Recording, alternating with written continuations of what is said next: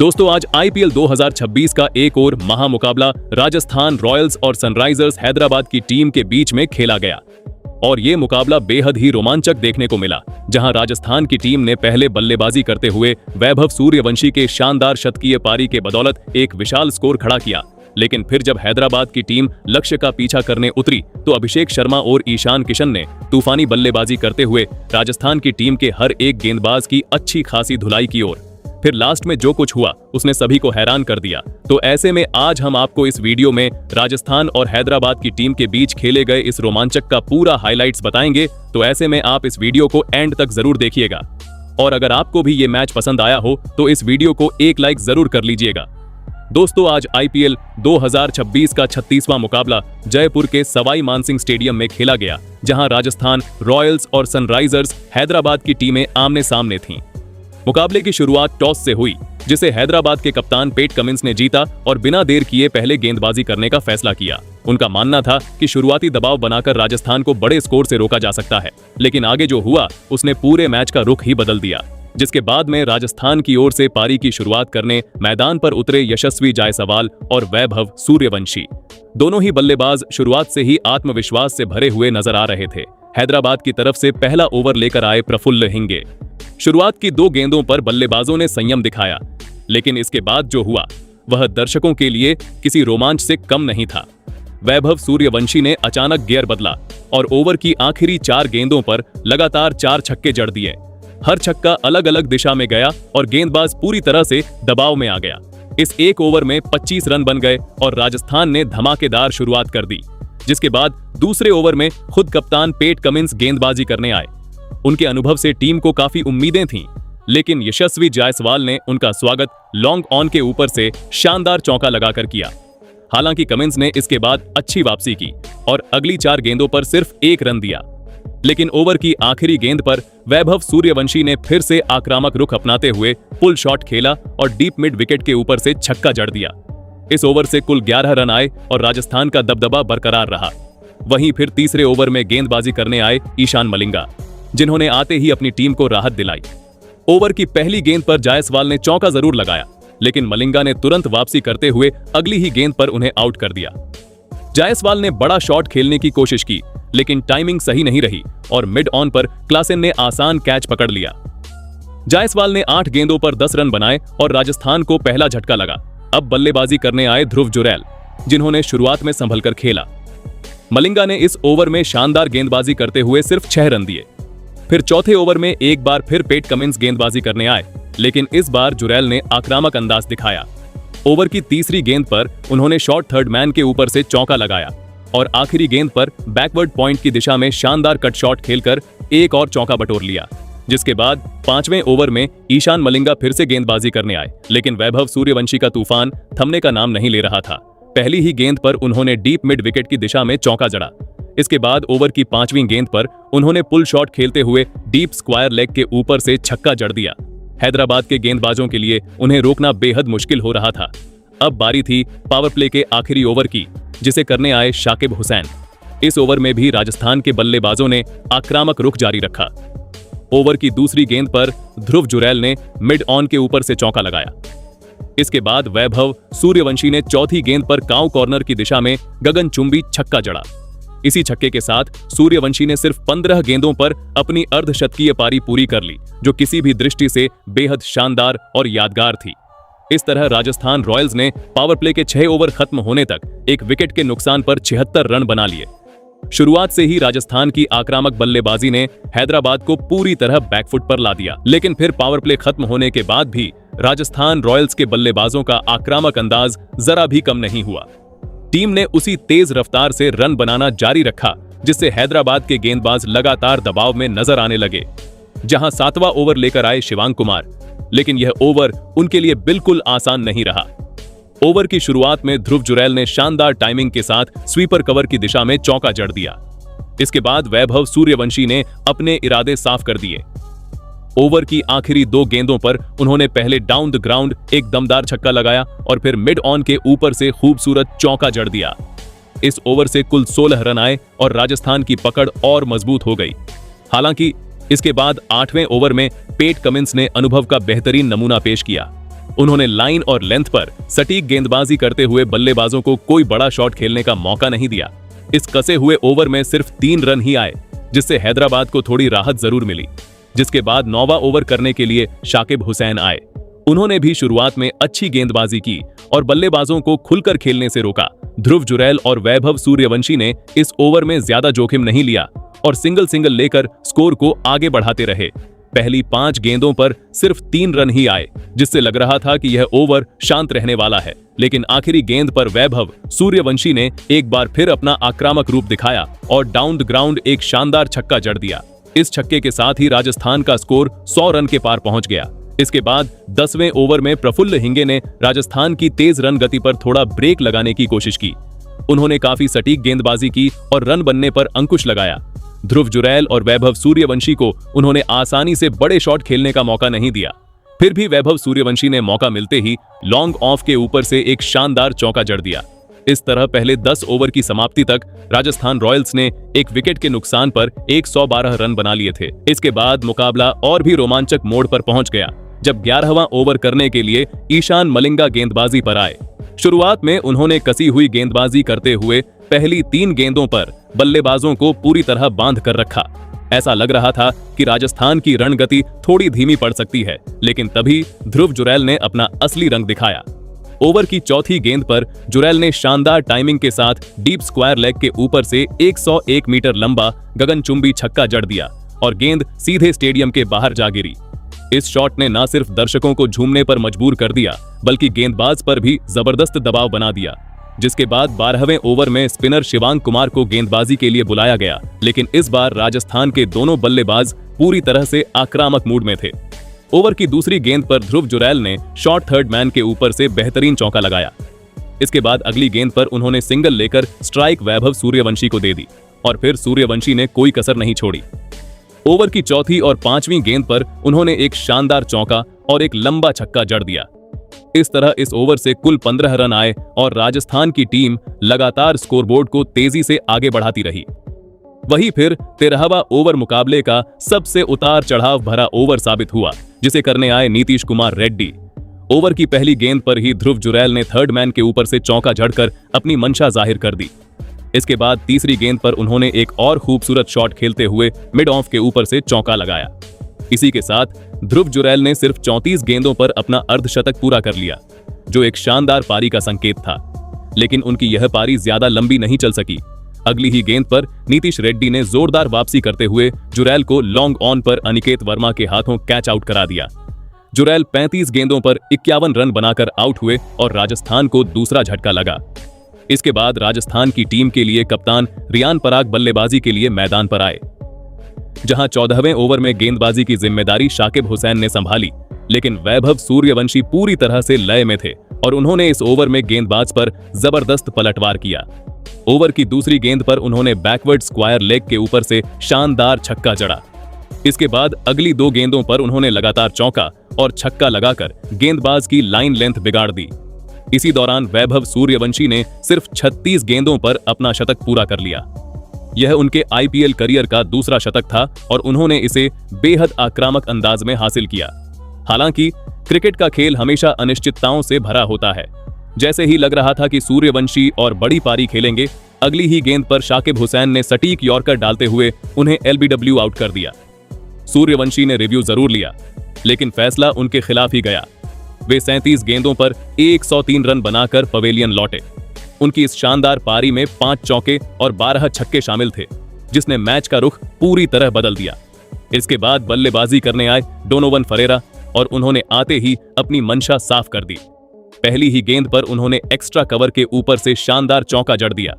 शाकिब हुसैन ने इस ओवर में एक महत्वपूर्ण विकेट जरूर लिया, लेकिन उनके इस ओवर से कुल 22 रन भी चले गए, जो हैदराबाद के लिए महंगा साबित हुआ। जिसके बाद 15वें ओवर में एक बार फिर नीतीश रेड्डी गेंदबाजी के लिए आए और उन्होंने रन गति पर थोड़ी लगाम लगाने की कोशिश की। शुरुआत की 4 गेंदों पर कोई बड़ी बाउंड्री नहीं आई, जिससे हैदराबाद को कुछ राहत मिली। लेकिन ओवर की 5वीं गेंद पर डोनोवन फरेरा ने बैकवर्ड पॉइंट के ऊपर से चौका जड़कर फिर से दबाव बना दिया। इस तरह 15 ओवर की समाप्ति तक राजस्थान रॉयल्स ने 3 विकेट के नुकसान पर 184 रन बना लिए थे। जिसके बाद पारी के 16वें ओवर में गेंदबाजी की जिम्मेदारी एक बार फिर प्रफुल्ल हिंगे को सौंपी गई। राजस्थान तेजी से बड़े स्कोर की ओर बढ़ रहा था, लेकिन इस ओवर में हिंगे ने बेहतरीन वापसी की। डोनोवन फरेरा ने जरूर फ्रंट फुट पर आकर डीप मिड विकेट के ऊपर से एक शानदार छक्का जड़ा, लेकिन इसके अलावा हिंगे ने लाइन और लेंथ इतनी सटीक रखी कि पूरे ओवर में सिर्फ 7 रन ही आए। यह ओवर हैदराबाद के लिए राहत लेकर आया और पहली बार ऐसा लगा कि राजस्थान की रफ्तार थोड़ी धीमी पड़ी है। अब दबाव साफ तौर पर बल्लेबाजों पर नजर आने लगा, क्योंकि पिछले कुछ ओवरों से रन उतनी तेजी से नहीं आ रहे थे। इसी दबाव का असर 17वें ओवर में देखने को मिला, जब पेट कमिंस गेंदबाजी करने आए। उन्होंने एक बेहतरीन गेंद डालते हुए कप्तान रियान पराग को क्लीन बोल्ड कर दिया, जहां रियान पराग सिर्फ 9 गेंदों पर 7 रन बनाकर आउट हुए और राजस्थान को एक और बड़ा झटका लगा। अब राजस्थान के लिए नए बल्लेबाज के रूप में सिमरन हेटमायर क्रीज पर आए, लेकिन कमिंस ने इस ओवर में भी कसी हुई गेंदबाजी जारी रखी और कुल मिलाकर सिर्फ 4 रन ही दिए। हालांकि यह शांति ज्यादा देर तक टिकने वाली नहीं थी। असली तूफान पारी के 18वें ओवर में आया, जब शाकिब हुसैन गेंदबाजी के लिए आए। डोनोवन फरेरा ने इस ओवर में पूरी तरह आक्रामक रुख अपनाया। उन्होंने ओवर की शुरुआत में ही लगातार 2 छक्के जड़ दिए, जिससे गेंदबाज पूरी तरह दबाव में आ गया। इसके बाद एक शानदार चौका लगाकर उन्होंने इस ओवर से कुल 18 रन बटोर लिए। इसी के साथ राजस्थान का स्कोर भी 200 रन के पार पहुंच गया था। अब राजस्थान के पास आखिरी 2 ओवर बचे थे और उम्मीद थी कि टीम और तेजी से रन जोड़ेगी, लेकिन 19वें ओवर में ईशान मलिंगा ने शानदार गेंदबाजी करते हुए बल्लेबाजों को बांध कर रखा। उन्होंने रन गति पर ब्रेक लगाया और दबाव बढ़ा दिया। इसी दबाव में डोनोवन फरेरा ने एक बड़ा शॉट खेलने की कोशिश की, लेकिन गेंद सही से टाइम नहीं हो पाई। बाउंड्री लाइन पर हेनरिक क्लासन ने बेहतरीन कैच लपक लिया और फरेरा की पारी का अंत हो गया, जहां डोनोवन फरेरा ने 16 गेंदों पर 33 रन बनाए और एक अहम योगदान दिया। इसके बाद रविंद्र जडेजा बल्लेबाजी के लिए आए और ओवर की आखिरी गेंद पर चौका लगाकर टीम को थोड़ा संबल दिया। अब बारी थी आखिरी ओवर की, जिसे करने के लिए फिर से प्रफुल्ल हिंगे आए। ओवर की पहली ही गेंद पर सिमरन हेटमायर ने ऑन साइड की दिशा में चौका लगाकर शानदार शुरुआत की, लेकिन हिंगे ने तुरंत वापसी करते हुए तीसरी गेंद पर हेटमायर को आउट कर दिया। उन्होंने एक कैच डीप मिड विकेट पर नीतीश कुमार रेड्डी के हाथों पकड़वाया। हेटमायर ने 10 गेंदों पर 11 रन बनाए और पवेलियन लौट गए। इसके बाद आखिरी 3 गेंदों पर भी हिंगे ने शानदार नियंत्रण दिखाया और सिर्फ 3 रन ही दिए। इस तरह राजस्थान रॉयल्स ने पहले बल्लेबाजी करते हुए पूरे 20 ओवर में 6 विकेट के नुकसान पर 228 रन बना लिए।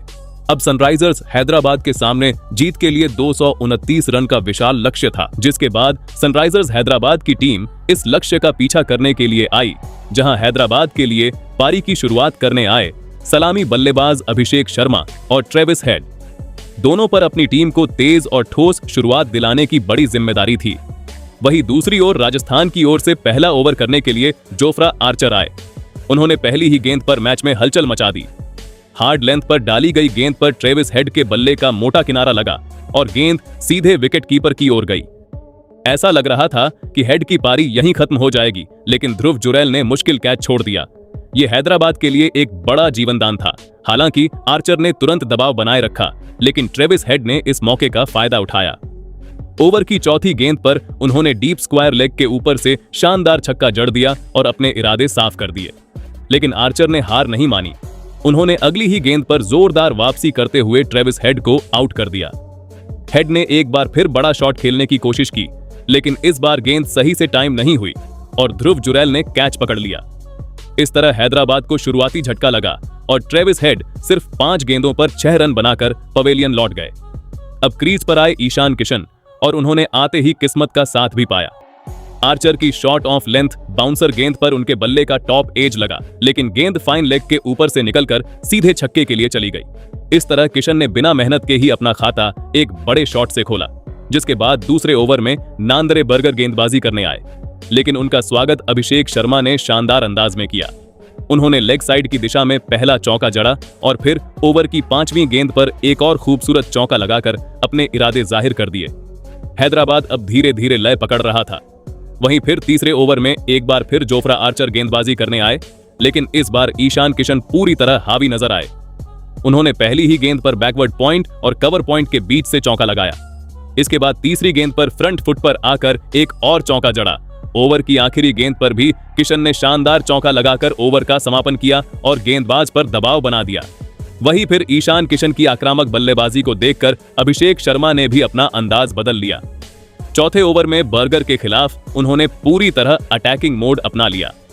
इस ओवर में अभिषेक ने 3 चौके लगाए और एक शानदार छक्का कवर के ऊपर से स्टेप आउट करते हुए जड़ा। इस ओवर से कुल 19 रन आए और हैदराबाद की रन गति तेज हो गई। अब दोनों बल्लेबाज पूरी तरह सेट हो चुके थे और किसी भी गेंदबाज को नहीं बख्श रहे थे। 5वें ओवर में तुषार देशपांडे गेंदबाजी करने आए, लेकिन यहां भी रन बरसते रहे।